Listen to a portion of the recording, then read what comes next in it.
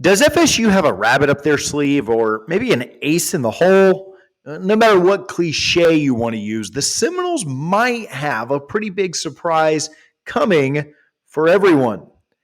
FSU's Board of Trustees chair, Peter Collins, went on record this week and said that the ACC's grant of rights, that ironclad document, as many have called it, would not be what keeps FSU from leaving the Atlantic Coast Conference. We've done a pretty good job, in my opinion, of presenting two main ideas on how FSU could get out of the ACC and the grant of rights. Number one, they could get 7 other teams together to try and join in and dissolve the conference. A simple majority would do just that, and that's probably the easiest and cheapest route to go. Second way would be to maybe challenge the grant of rights in court and try to come to some kind of a settlement agreement. Greg Swaim recently reported that Florida State might agree to a $300 million deal to be paid over 10 years. That'd be $30 million a year to leave the ACC and buy back their rights. But a report came out this week that could reveal how the Seminoles plan to challenge and get out of this deal at no cost. A report came out this week from Big 12 Insider that the ACC and then Commissioner Swofford defrauded or scammed the Seminoles when the grant of rights was being signed in 2013. His source alleges that the revenue projections presented to Florida State's BOT, Board of Trustees, on March 7, 2013 by Commissioner Swofford and the TV consultant, Mr. Dean Jordan, were grossly inaccurate and misleading. FSU's board acted on bad faith representations by the ACC. Swofford and Jordan knew the revenue projections were unrealistic, yet assured the board profits from a conference network would put the Seminoles on par with their SEC peers. That's what lawyers call intentional fraud, Big 12 Insider says. Swofford, in his capacity as the commissioner of the ACC, intentionally misrepresented revenue projections with the intent to deceive the Board of Trustees into signing the grant of rights. His source claims Swofford and Jordan also committed constructive fraud during their presentation to the board. Constructive fraud, also known as innocent misrepresentation, is a legal concept that describes Swofford's assurances to the Board of Trustees that he knew were false or concealed material information, even though they may not have intended to deceive the board. The portrayal of ESPN as eager to launch the ACC network, but FSU's reluctance to sign the grant of rights is another example of the constructive fraud used by Swofford and Jordan to manipulate FSU's Board of Trustees. And FSU's refusal to sign the grant of rights was the primary reason for ESPN's reluctance to invest in the ACC network, but it wasn't the only factor ESPN had to consider. Now, is this the silver bullet that the FSU Board of Trustees has in their chamber right now? And will it allow them to get out of the ACC?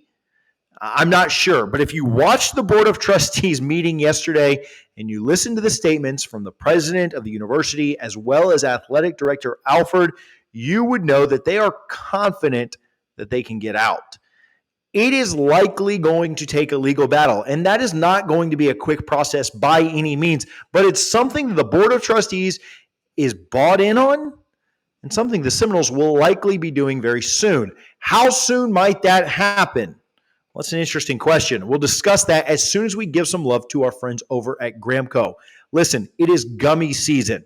Whether you're looking for Delta 8 gummies, CBD gummies, Delta 9 gummies, if you don't know the difference there, that's the good stuff, the real stuff that some of you guys complain about and ask for. Go get you some gummies. TheGramco.com, the best on the market. Again, CBD, Delta 8, or Delta 9, the big boys. Go use TJ25 at checkout at TheGramco.com. You will not be disappointed. They're going to be out there with us for the tailgate against LSU. TheGramco.com. Let's get some gummies on hand to celebrate when we finally get out of this conference. Make sure that you go check them out today. Based on the trustees meeting yesterday, the board of trustees seems to all be in agreement. This needs to happen sooner rather than later. Drew Weatherford had me fired up yesterday when he said, are we here to just play games or do we want to compete? All of the trustees were in agreement, and some even mentioned doing something very soon. I believe that FSU is actively having conversations to leave the ACC sooner rather than later. And if they can get something in place by August 15th, I absolutely believe that they'll do it. There's been speculation on the timing of this meeting.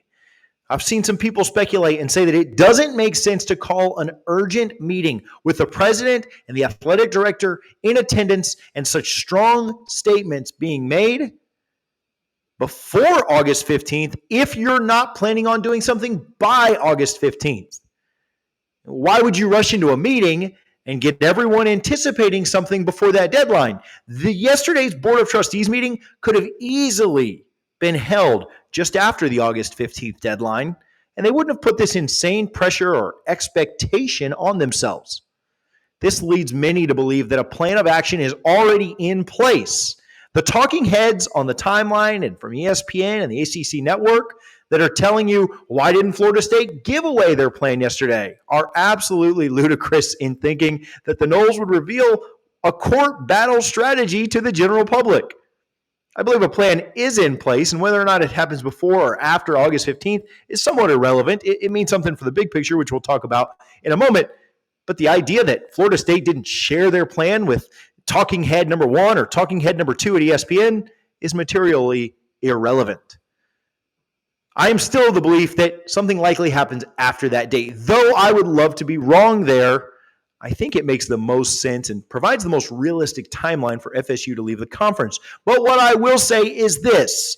Based on the comments yesterday from the Board of Trustees and the way they wrapped up that meeting, saying that we will see you very soon, I am more than 90% sure that Florida State will not be playing in the ACC in the year 2025.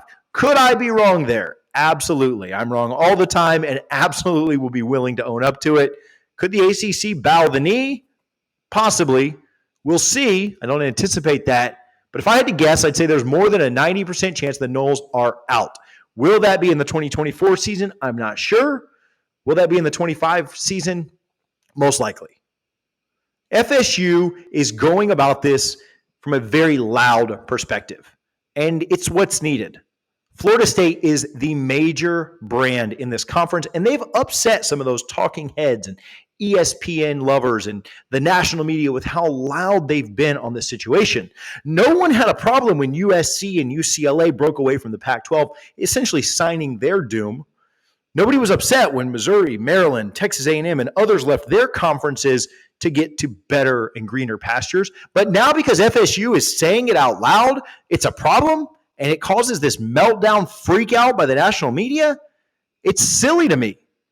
It's also strange to me that UNC and Miami and Clemson are sitting idly by, letting FSU fall on the sword alone.